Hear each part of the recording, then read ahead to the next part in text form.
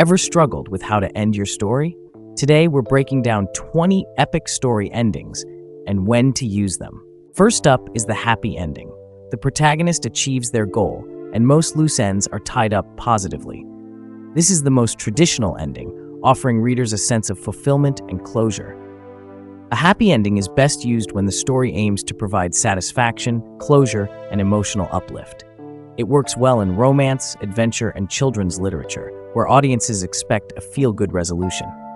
Happy endings reinforce themes of perseverance, love, and justice. For example, after years of struggle, Emma finally opens her dream bakery, surrounded by supportive friends and family.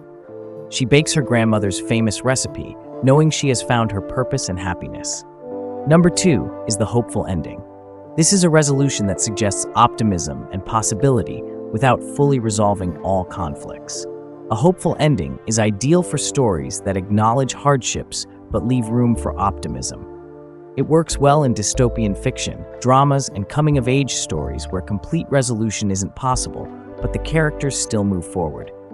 This ending resonates with readers who appreciate realism mixed with possibility. For example, the rebellion is over, and while the city still lies in ruins, a small group of survivors begins rebuilding. As the sun rises, a child plants a seed in the barren earth, a sign that life will go on. Number 3 is the tragic ending. Here, the protagonist fails or suffers a great loss, leaving a somber or reflective tone. A tragic ending is best for stories that emphasize loss, sacrifice, or the consequences of actions. It works well in dramas, historical fiction, and noir, where the themes explore fate, human frailty, or the inevitability of suffering. Tragic endings leave a lasting emotional impact and provoke deep reflection. For example, the hero defeats the villain but succumbs to his wounds. As his best friend cradles him in their arms, he whispers, "At least it was worth it," before closing his eyes forever. Number 4 is a bittersweet ending. This is a mix of triumph and loss. Some things work out, but at a cost. Bittersweet endings are best for stories where triumph comes at a cost, reinforcing themes of realism and complexity. It works well in war stories, epics, and fantasy, where victory and loss are intertwined. This ending balances emotional satisfaction with the weight of sacrifice. For example, the protagonist wins the final battle, but loses their closest friend in the process. They stand at the edge of a cliff, victorious but grieving, knowing that peace came at a cost. Number 5 is a twist ending. This is a surprise conclusion that changes the reader's perspective on the story. Twist endings are best used when the story builds toward a revelation that forces the audience to reassess everything they thought they knew. It works well in mystery, psychological horror, and sci-fi, where misdirection and unreliable narrators enhance the impact. A twist ending should feel earned, not random. For example, after solving the mystery, the detective looks in the mirror and realizes he himself is the killer, suffering from dissociative amnesia. Next up is an ambiguous ending. The ending of the story leaves room for interpretation, with no clear resolution. Ambiguous endings are ideal for stories that encourage interpretation and discussion. It works well in literary fiction, psychological thrillers, and existential narratives, where the journey matters more than a definitive conclusion. This ending invites readers to form their own conclusions about what happens next. For example, the astronaut reaches the edge of the universe and steps forward. The story ends. Did they find the answer to existence, or did they vanish into nothingness? Number 7 is a cliffhanger ending. Here the story ends on an unresolved, suspenseful note, often leading to a sequel. A cliffhanger ending is best used in serialized storytelling or when a sequel is planned. It works well in thrillers, fantasy sagas, and episodic TV scripts, keeping audiences eager for more. A well-executed cliffhanger raises stakes and leaves characters in a precarious situation. For example, the hero finally confronts the villain, sword raised, only for the book to end with the words, "To be continued." Number 8 is a circular ending. The story ends where it began, either literally or thematically. Circular endings are effective when reinforcing themes of destiny, repetition, or cycles.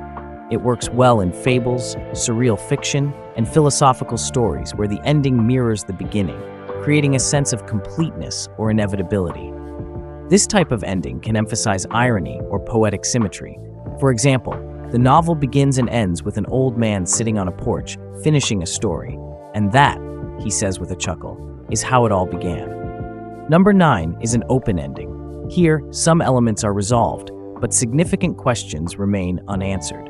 Open endings are best for stories that resolve key plot points while leaving lingering questions. It works well in literary fiction, dramas, and science fiction where uncertainty is a core theme.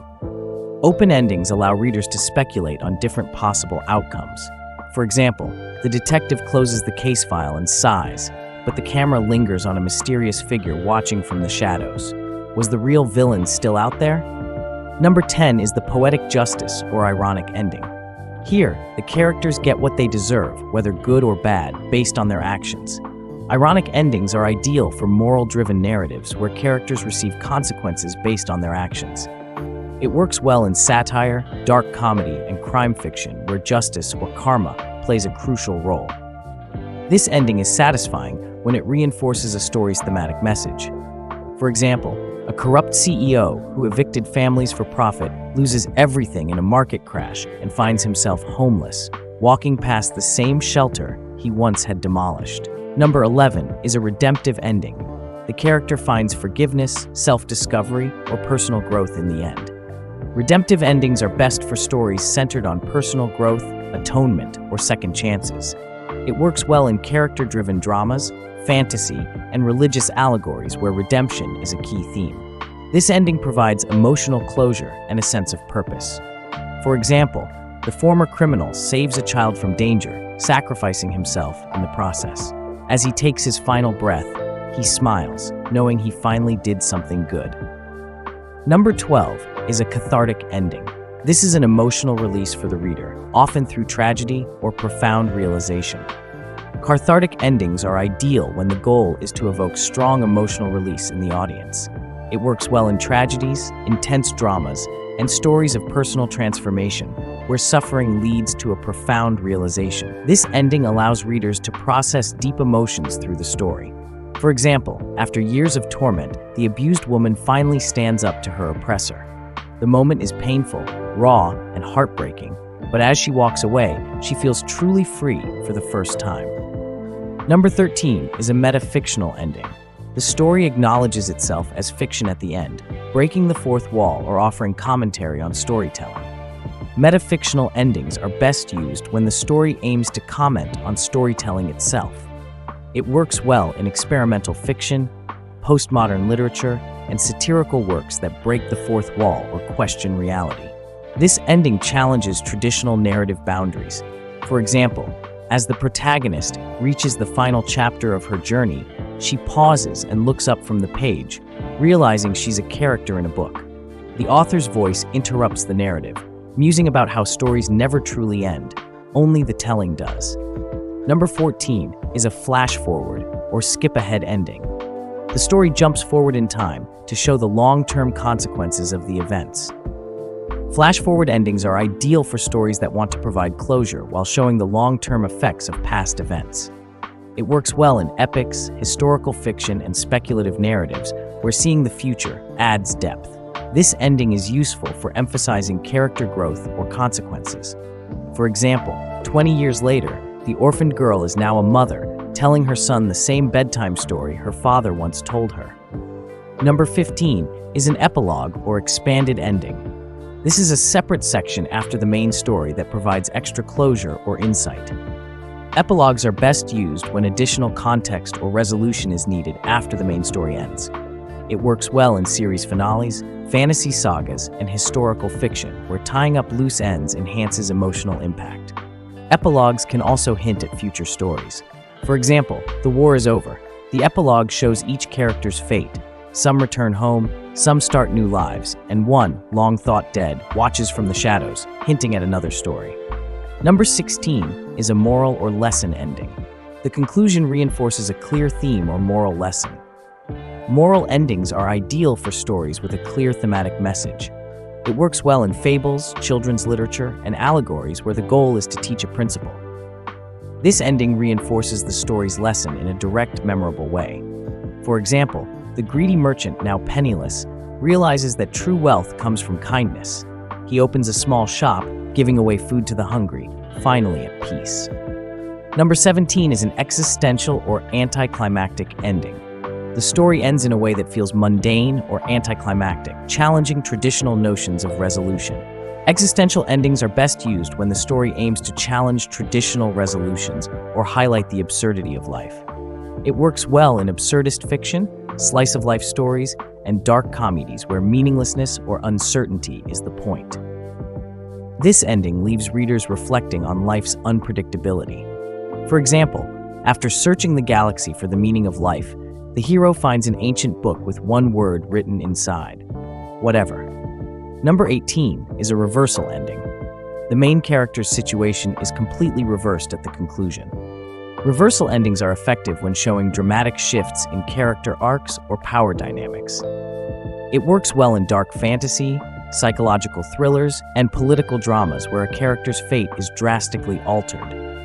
A reversal ending often reinforces themes of irony, fate, or corruption. For example, the hero defeats the Dark Lord only to pick up the villain's fallen crown and place it on his own head. "It's my turn now," he whispers. Number 19 is having multiple endings. Here the story offers alternative conclusions or leaves it up to the reader. Multiple endings are best used when the story's interpretation is meant to be left open to the reader or viewer. It works well in interactive fiction, mystery novels, and experimental films where different possibilities add intrigue. This ending keeps the audience engaged in ongoing debate. For example, the novel concludes with 3 final chapters, each set in an alternate reality where one key decision changed everything. In one, the main character becomes a revolutionary leader. In another, they are locked up in a prison. In the third, they never left their hometown. Number 20 is a Deus Ex Machina ending. This is a conclusion where an unexpected event or character resolves the conflict unrealistically. Deus Ex Machina endings are typically used as a deliberate trope or satire rather than a serious resolution. It works well in absurdist fiction, comedy, and metafiction when the sudden, unrealistic resolution is meant to critique traditional storytelling. This ending can be frustrating if not handled with intention. For example, just as the hero is about to be executed, a spaceship suddenly appears out of nowhere and beams them up, revealing that aliens have been watching all along. And there you have it, 20 epic story endings to help you craft the perfect conclusion. Remember, every story ending, whether joyful, tragic, or uncertain, leaves a lasting impression that shapes how readers reflect on the journey. The right ending doesn't just close a story, it deepens its meaning. Which ending is your favorite? Let us know in the comments. That's all from us today. Thank you for watching. Don't forget to like this video and subscribe to our channel for more lessons and ideas. See you next time.